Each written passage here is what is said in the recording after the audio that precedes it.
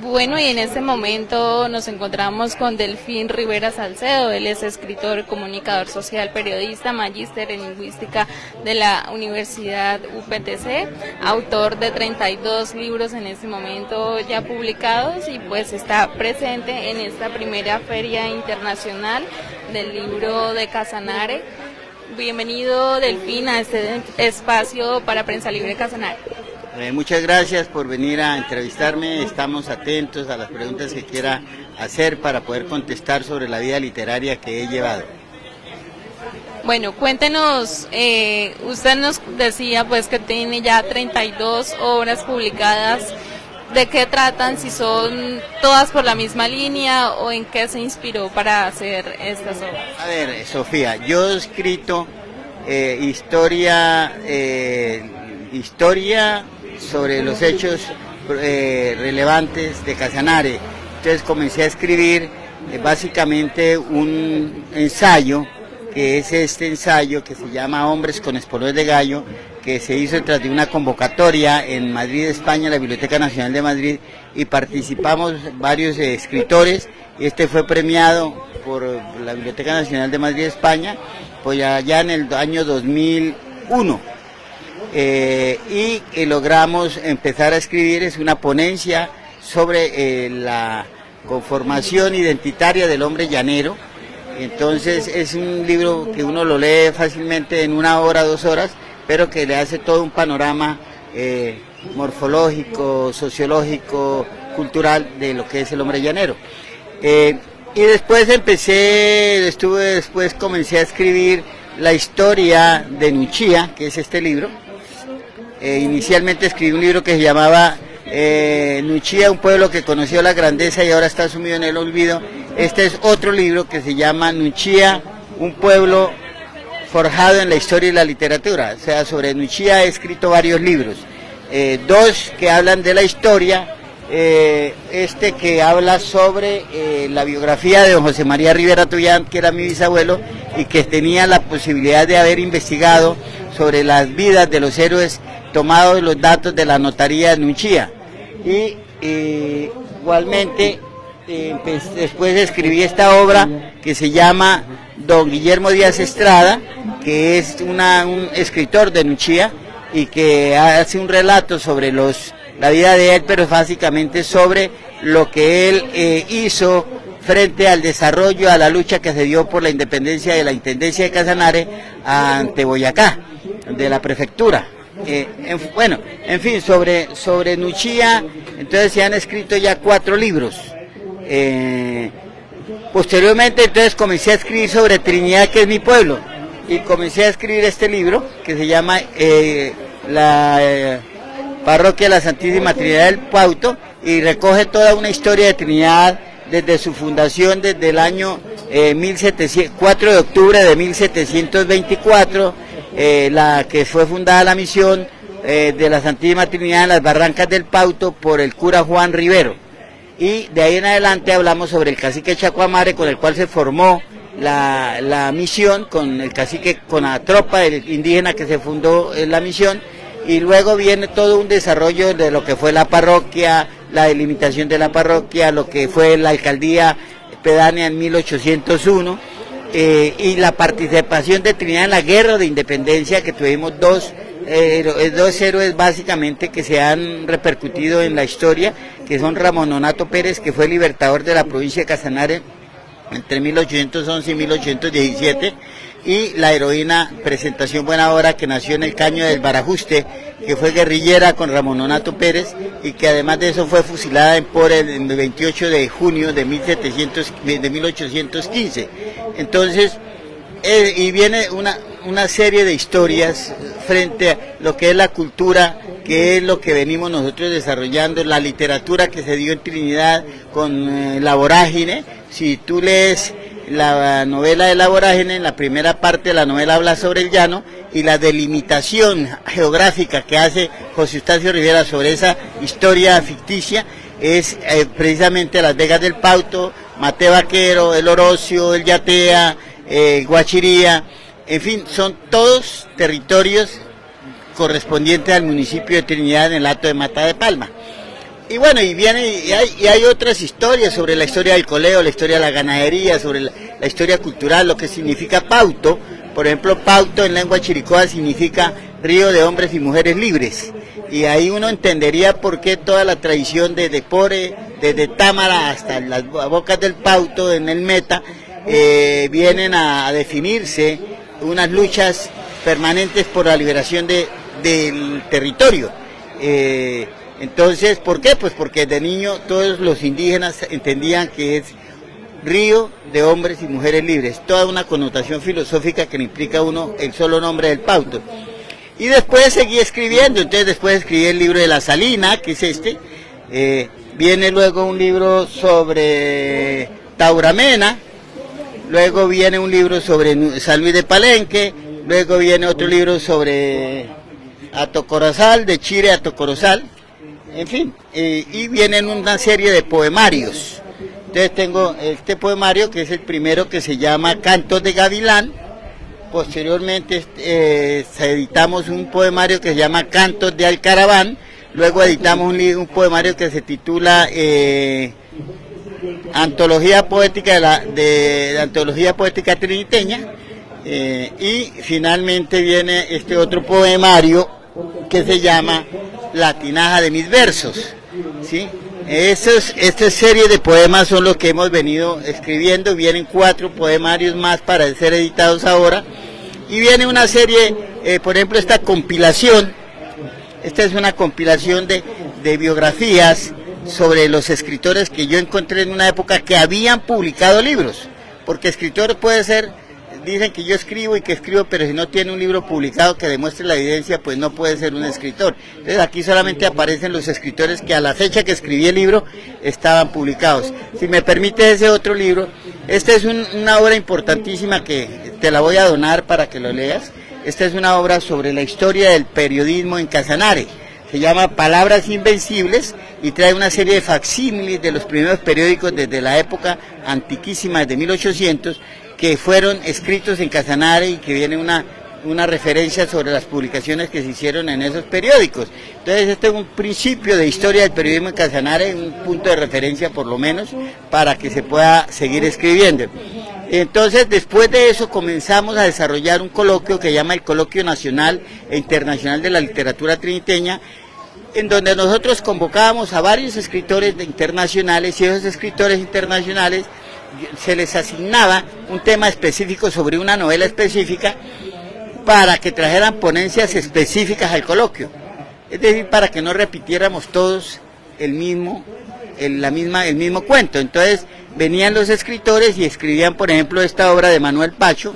Eduardo Caballero Calderón estuvo aquí en Trinidad, traído por Manuel Abella Chaparro, y Manuel Abella Chaparro lo invitó, él entrevistó a los exguerrilleros de la época del 48 del siglo pasado, y con esos testimonios Eduardo Caballero Calderón se fue y escribió en 3 meses la novela Manuel Pacho, que es la novela cumbre de Eduardo Caballero Calderón, pero que este libro es producto de ese coloquio.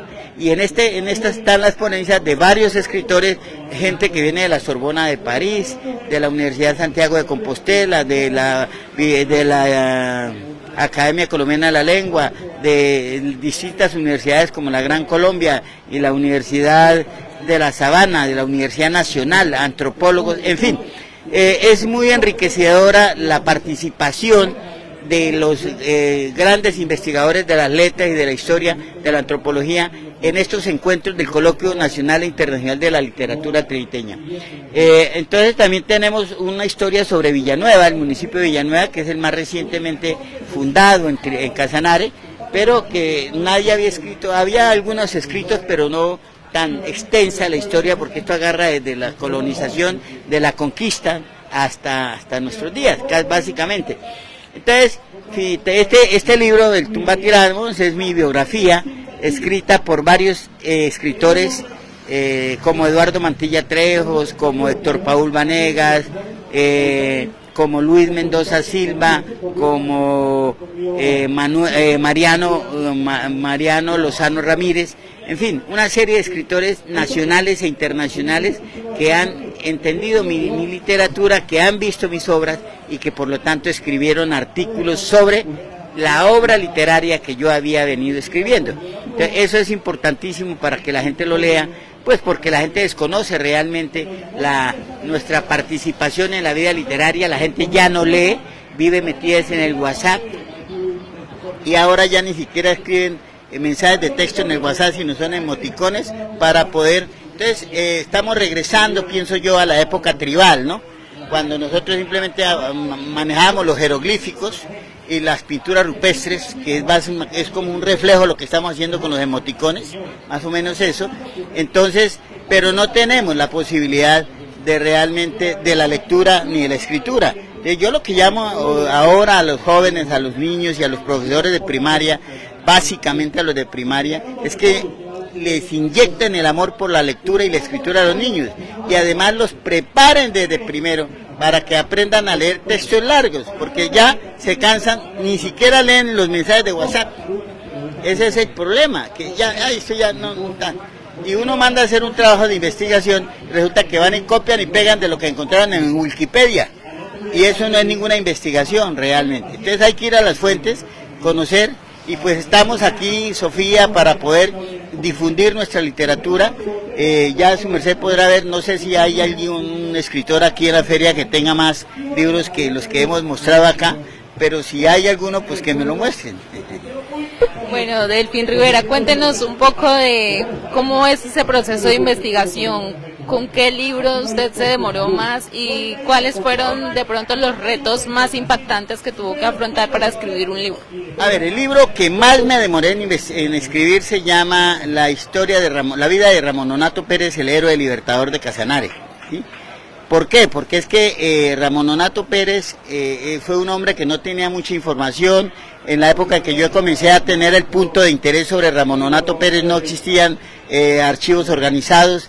El Archivo General de la Nación se organizó mucho después, entonces tocaba buscar archivos particulares en varias partes, en varias bibliotecas, en la Academia Colombiana de Historia, en la Academia Boyacense de Historia, en fin, en archivos y en archivos particulares.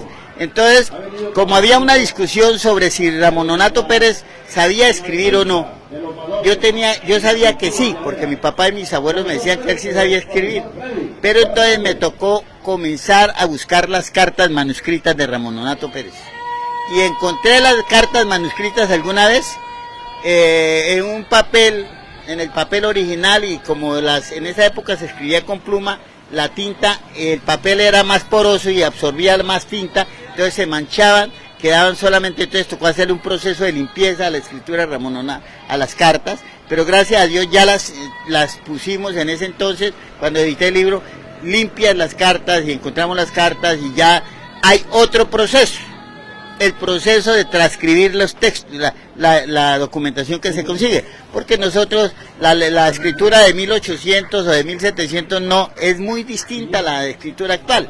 Entonces nos toca pagar un paleógrafo para que nos lea los textos y nos los describa perfectamente como viene y cuál era el mensaje. Entonces esa es otra información. Hay otro proceso que es el decantamiento de la información que se da en eso, y finalmente viene uno a hacer toda una concatenación de los textos esos con la historia y con los sucesos acaecidos para poder tener un texto, una narrativa consecuente con la historia del personaje. Entonces yo escribí eso, pero finalmente pues lo que importa aquí es que después viene otro proceso, que es el proceso de corrección de textos, ¿sí? Corrección de estilo, que lo hago yo mismo, y además de eso viene el proceso de diagramación, que su merced lo conoce. Entonces ya viene el proceso, y en el proceso de diagramación, cuando ya tiene las fotos, los documentos, los textos organizados, junto con la bibliografía, pues entonces ocurre que su merced tiene que revisar nuevamente los textos. ¿Por qué? Porque es que involuntariamente, cuando uno está transportando el texto en Word a las plantillas de PDF o del programa de Corel o el programa con el cual estén diagramando, pues pueden ocurrir que se suprimen palabras, que quedan huérfanos, o sea, frases sueltas al final de página. Pueden ocurrir errores de ortografía incluso que uno no ha cometido, pero que al diagramar se van errores hasta. Entonces toca volver a corregir y entrar otra vez con el diagramador a decirle, corrija esto, corrija esto, corrija. Entonces son varios procesos. Entonces la lectura son varias. O sea, esto no es un proceso que yo, ay, que escribí ya, que me quedó fácil, ¿no? No, el proceso de escritura es un proceso purificador de la letra, de la palabra. Entonces, eso es más o menos el proceso que yo he venido siguiendo, y pues estoy muy contento porque pues ya llevo 32 libros, espero poder en unos 10 años tener unos 60 libros publicados, ya tengo unos libros escritos pero no los he publicado, pero ahorita el 8 de diciembre lanzo un nuevo libro en Trinidad, se llama Historia de la Iglesia Católica en Trinidad, y viene con fotografías, con información básica, con la información del Archivo General de la Nación, con actas y todo eso. Entonces, hacemos el lanzamiento el próximo 8 de diciembre con mi nueva obra, Historia de la Iglesia Católica en Trinidad. Bueno, ahí está la invitación de Delfín Rivera para el lanzamiento de la nueva obra, para que, por supuesto, pues se culturicen con los libros. Cuéntanos finalmente un mensaje para aquellos escritores nuevos, para aquellas personas que aún están un poco despegadas de los libros físicos. Primero hay que buscar un punto de interés para poder escribir y para poder leer. Uno debe leer no lo que le sugieran, sino lo que le guste. Si usted no escribe, si usted no lee sobre lo que le gusta, pues no puede aprender a leer. Hay que leer sobre lo que le guste, no importa. Y hay que buscar un punto de interés que le apasione para escribir. Si no tiene punto de interés que le apasione, pues no puede escribir, porque no le nace nada. Entonces hay que tener eso, pero sobre todo hay que tener disciplina y responsabilidad al escribir, porque uno tiene que escribir con bases en fuentes primarias, en fuentes secundarias, que permitan que lo que uno escribe es importante. Ya en la escritura sobre la poesía, pues es un problema de que primero uno tiene que conocer sobre qué va a escribir, conocer las palabras que usted quiere plasmar en el poema, porque si voy a escribir sobre el centro comercial Unicentro y ni siquiera sé qué es eso, pues no tengo cómo escribir. Primero el proceso de escritura está en las palabras. Tenemos que llenar el cerebro de una serie de palabras para que cuando estemos escribiendo, las palabras fluyan. Si no tiene palabras, pues no pueden fluir, simplemente se queda atascado. Es como cuando le ponen a uno un examen y uno va a contestar el examen, pero el examen no sabe uno nada, pues no tiene las palabras con las cuales puede responder el examen. Entonces, no puede responder nada, entonces cero. Entonces, así nos pasa a los escritores. Pero en la poesía, pues uno tiene que tener puntos también de apasionamiento. A mí me gusta la historia, me gusta la flora, la fauna, la naturaleza, me gusta la poesía amorosa, ¿sí? Entonces es eso, yo creo que dentro de mis poemas que he leído, que he tenido, pues siempre he tenido en cuenta la posibilidad de tener una serie de palabras que permitan hablar de amor, hablar de pasión, hablar de flora, hablar de fauna, y eso me ha permitido que los poemas sean muy bonitos. Bueno, muchísimas gracias, Delfín, por esa invitación que le hace a los nuevos escritores, a los lectores. Cuéntenos finalmente cómo pueden contactarlo para los libros, en dónde los pueden encontrar, en dónde los pueden adquirir, teniendo en cuenta que esta feria pues termina hoy. Pues mire, la verdad es que nadie nos ha comprado ni un solo libro. No hay cultura de la adquisición de libros. Y pues nos tocará llevarnos la maleta de libros a los hombros, echarlos a la espalda y llevarnos para la casa, guardarlos allá otra vez en nuestros cartones. Es muy triste que la gente ni siquiera ha venido gente.